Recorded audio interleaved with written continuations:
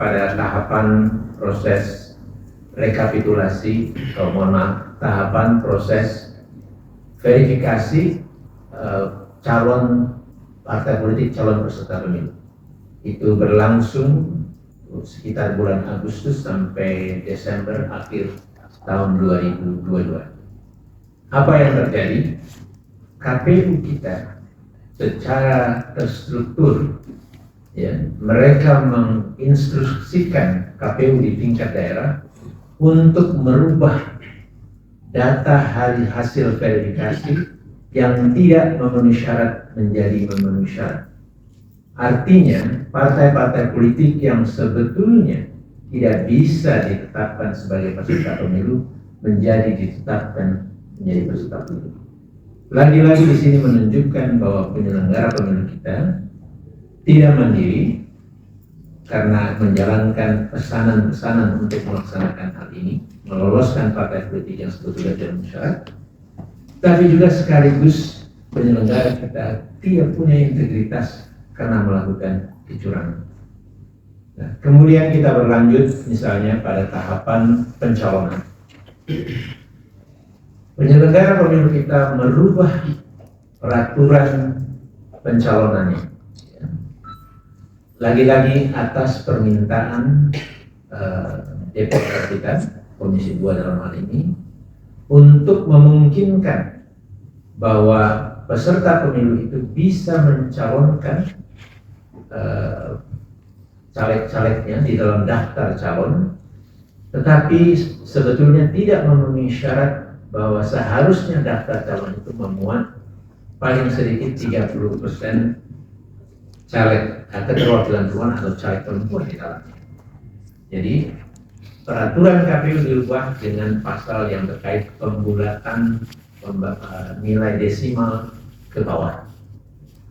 Lagi-lagi di sini menunjukkan bahwa penyelenggara pemilu kita itu adalah penyelenggara pemilu yang tidak mandiri, yang gampang sekali diintervensi dan patuh kepada para peserta pemilu melalui DPR. Jadi banyak sekali rentetan persoalan besar dari penyelenggara pemilu kita di pemilu 2024 ini. Tentu kita semua mengetahui dan banyak sekali yang menyampaikan persoalan-persoalan besar pemilu kita. Tidak sulit untuk mencarinya, semua ada tersebar di media massa kita. Dan sampai hari ini pun kita rasakan atau kita ketahui, kita dengarkan di dalam persidangan sengketa hasil di Mahkamah Konstitusi. Nah, jadi yang saya ingin sampaikan bahwa kita punya persoalan besar di dalam pemilu ini, dan saya ingin mengajak kita semua untuk melihat satu hasil pemilu itu bukan adalah faktor satu-satunya untuk kita bisa menyimpulkan bahwa pemilu kita ini berjalan dengan baik, berjalan dengan demokratis, jujur dan adil. Tetapi banyak hal sebetulnya yang terjadi di dalam pemilu kita, khususnya kali ini, yang persoalan tersebut ikut mempengaruhi terhadap hasilnya sebetulnya. Nah, oleh karena itu, Bapak dan Ibu sekalian, kami di Netgrid dan juga bersama koalisi Jaga Suara ini ingin menyampaikan bahwa persoalan pemilu yang sangat luar biasa, masalah besar masalahnya, atau sengkarut, amburadul dan seterusnya, itu carut marut, ya, itu jangan kita lupakan atau singkirkan begitu saja, atau jangan, istilahnya suka dibilang put under the rug atau di bawah karpet gitu ya. Nah, kita nyapu, kita taruh di bawah karpet aja, dan itu sebetulnya satu wujud kenyataan dari satu pemilu yang tidak sesuai atau bohong, tidak seperti apa adanya. Nah, saya ingin sedikit lagi tambahkan soal Sirekap ini. Betul, dari pemantauan kami tidak cukup terlihat adanya petunjuk yang meyakinkan bahwa terjadi atau patut diduga adanya rekayasa terhadap hasil yang mungkin menguntungkan pasangan calon tertentu atau peserta pemilu tertentu. Tadi sudah disampaikan oleh Mas Reza. Tetapi kita juga tidak bisa menyimpulkan bahwa hasil rekapitulasi manual itu adalah sungguh seperti apa adanya fakta di lapangan. Karena apa? Karena kita tidak bisa mengeceknya sekarang. Ya. Sirekap yang seharusnya bisa menjadi fasilitas kita semua untuk kemudian mengecek rekapitulasi bertahap tersebut, itu menjadi tidak mungkin. Bagaimana kita bisa melakukan? Karena kita tidak bisa mendapatkan foto-foto dari C hasil 100%. Tadi sudah disampaikan yang terpampang itu berhenti di level 78%. Nambah dia sedikit gitu ya, tapi itu minim sekali sebetulnya. Nah, kemudian form dari hasil rekap pertingkatan, form D hasil dari setiap pemilihan dari setiap tingkatan, itu betul memang dipublikasikan. Walaupun kalau kita cek, ya, itu jumlahnya juga sangat lambat, tidak memenuhi proses yang sungguhnya sudah dilakukan. Data-data ini pun dipublikasikan dalam bentuk yang terkunci, dalam bentuk PDF, yang kita semua kesulitan untuk bisa menganalisanya, karena satu-satu harus kita periksa. Nah, jadi apa yang dilakukan oleh penyelenggara pemilu kita ini sebetulnya tidak hanya satu kegagalan, tetapi sebetulnya juga membatasi kita semua sebagai publik yang sesungguhnya punya hak untuk bisa ikut mengikuti, mengontrol, itu menjadi tertutup. Nah, ini lagi-lagi satu kemunduran.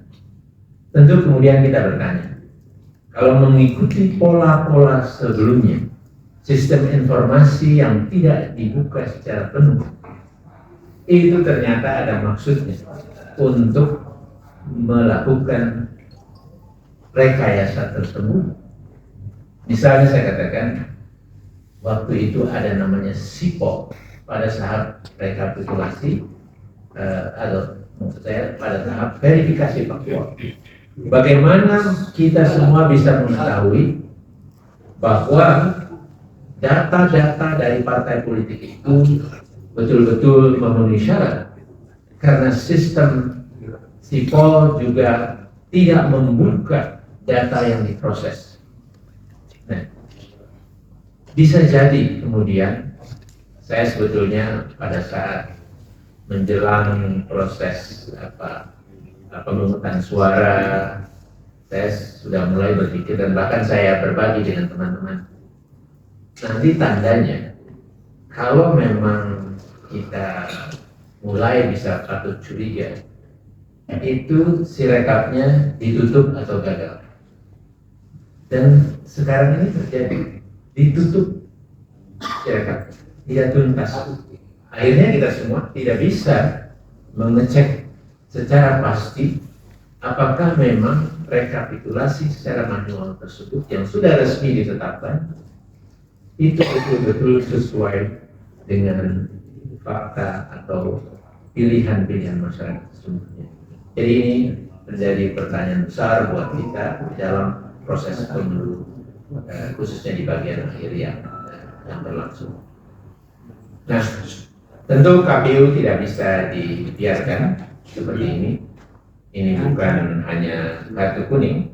Menurut saya ini sudah kartu merah. Dan kalau di bola tuh mau dikoreksi, kartu merah itu artinya harus sudah minggir dari karena ada tugas yang sangat penting ke depan untuk melanjutkan ya, penyelenggaraan pemilihan yang lain di bulan November mendatang. Nah, kita harus menuntut pertanggungjawaban KPU dalam hal ini karena sudah banyak dana yang digunakan sementara hasilnya tidak bisa didapatkan. Saya kira Mas Wai, di situ saja dulu saya berhenti. Kita berbagi kepada teman yang lain. Saya kembalikan kepada Mas Wai. Terima kasih. Assalamualaikum warahmatullahi wabarakatuh. Ini dan Mbak Indri ingin diajak kabar juga. Terima kasih Mbak Intan, teman-teman sekalian yang hadir. Mudah-mudahan tidak serius-serius betul kita berdiskusi, cara penyampaiannya dan diskusinya, tetapi masalahnya sudah pasti serius. Saya ingin mulai dari poin Bang Hadar bahwa soal penyelenggara pemilu itu bermasalah mandirinya. Di titik itu saja pemilu kita sudah pasti masalah besar. Karena yang utama dan paling utama masalahnya ya penyelenggara pemilu. Walaupun peserta pemilu sangat potensial melakukan berbagai pelanggaran sebagai peserta, di ruang kompetisi mungkin kita masih bisa memaklumi itu. Dan permakluman itu bisa diperbaiki dengan peran penyelenggara pemilu. Tapi kalau penyelenggara pemilunya yang menjadi masalah pokok persoalan, semua ruang dan tahapan yang ada pasti akan timbul masalah. Tadi Bang Hadar sudah kasih contoh soal verifikasi faktual, kita melapor berkali-kali, dan Bang Hadar pernah bersama teman-teman, saya ingat saya melapor ke Komisi 2, begitu alat buktinya disajikan, sidang di Komisi 2-nya yang ditutup, bukan penyelenggaranya yang dibongkar, ya. Bukan kecurangannya yang dibongkar, tapi sidangnya yang ditutup. Di tahapan selanjutnya tentu juga akan banyak hingga kita bisa rasakan di tahapan Sirekap, dan kemudian saat ini sedang bersidang di Mahkamah Konstitusi. Kita menemukan permasalahan-permasalahan yang luar biasa. Sirekap misalnya, kekonyolan penyelenggara itu dipampangkan di hadapan publik, betapa mereka tidak mampu mengelola sebuah sistem yang biayanya mahal, yang biayanya juga tidak bisa dipastikan sampai sekarang. Mereka hendak memastikan angka-angka suara, tetapi biaya Sirekap pun mereka tidak mau pastikan. Dari data yang dikeluarkan teman-teman ICW dan beberapa sumber lain, misalnya Sirekap itu pengelolaannya dibutuhkan teknologinya, aplikasinya dibutuhkan dana 3,5 miliar. Untuk kemudian BIMTEK dibutuhkan dana 4,3 miliar. Konsultasi IT dibutuhkan 200 juta, pengembangan aplikasi dibutuhkan 4,8 miliar. Satu data kependudukan yang berkaitan dengan aplikasi itu dibutuhkan dana 750 juta. Anggaran data dan informasi dibutuhkan dana 8,2 miliar. Anggaran layanan IT sebesar 3,3 miliar. Pengalihan infrastruktur IT sebesar 965 juta. Lisensi firewall diperpanjang sebesar 910 juta. Perpanjangan SSI, saya tidak tahu arti SSI, saya sebut saja 50 juta. Dukungan teknikal informasi 3,1 miliar. Dan yang sampai sekarang disembunyikan tidak tahu harganya adalah biaya keahlian bagi teman-teman ITB. Itu salah satu yang disembunyikan sampai sekarang. Belum biaya-biaya lain yang tidak terbuka disampaikan oleh KPU. Jadi KPU melalui ketuanya menyatakan bahwa mereka tidak mau membuka data, tetapi siap untuk diaudit forensik oleh BPK. Yang kebetulan anggota BPK berasal dari partai politik yang merupakan peserta pemilu. Jadi kita bisa lihat apa yang terjadi di pemilu kita dari tingkah laku penyelenggara, dan ini sebenarnya tuduhan yang sangat kuat kepada penyelenggara pemilu. Mereka tidak sekedar unprofessional conduct, tetapi juga merusak proses penyelenggaraan pemilu. Itu sebabnya di dalam berbagai ruang penyelenggara pemilu dan proses penyelenggaraan pemilu kita dituduh telah melanggar azas dan prinsip penyelenggaraan pemilu, baik yang ada di Undang-Undang Dasar maupun di dalam Undang-Undang Pemilu. Jadi ini sebab semuanya adalah ulah dari Pak Arief Budiman yang gagal melahirkan adik-adik yang baik. Kalau dia sendiri baiklah ya. Itu cuma surprise untuk Pak Arief. Nah, permasalahan pemilu itu menurut saya tidak sekedar merugikan peserta-peserta yang bertanding atau berkompetisi di dalam pemilu, tapi juga merugikan ratusan juta pemilih dan seluruh rakyat Indonesia. Ini problematikanya di sini. Kalau heroik mempertanyakan apa yang harus dilakukan setelah kerusakan penyelenggaraan pemilu ini dan berbagai motif kecurangan muncul di hadapan. Apalagi saya sebenarnya sebagai kader PKS yang dituduh orang terganggu dengan azan ya, saat kader PKS terus ngomong. Ini bukan azan. Itu membuktikan tidak betul deh. Paham mana yang azan, mana yang mengaji. Mau sedih saya Muhammadiyah lagi. Apa langkah-langkah yang harus dilakukan setelah ini? Kita baru saja dipertontonkan betapa kacaunya penyelenggara pemilu kita di sidang Mahkamah Konstitusi. KPU dan Bawaslu saling membantah di sidang Mahkamah Konstitusi. KPU mengatakan Sirekap sudah mereka buka. Bawaslu mengatakan meskipun bisa kami akses, tetapi semua error, gitu ya. Jadi mereka saling menghina di hadapan publik. Sebagai penyelenggara mereka gagal, gitu ya. Nah, saya tidak tahu nanti Jumat DKPP dipanggil akan terjadi gambaran kekacauan apalagi di tingkat penyelenggara. Nah, kekacauan dengan berbagai kerugian anggaran dan termasuk hak pemilih itu sebenarnya bisa kita permasalahkan. Di dalam Undang-Undang 30 2014, Undang-Undang Administrasi Pemerintahan yang juga lingkup kepada KPU, setiap kealpaan administrasi itu akan membawa konsekuensi. Kalaulah penyelenggaraan administrasi pemerintahan yang dilakukan oleh KPU melanggar satu, prinsip keterbukaan, melanggar hak asasi manusia, melanggar azas-azas umum pemerintahan yang baik, maka proses penyelenggaraan administrasi itu dapat dipermasalahkan di Pengadilan Tata Usaha Negara.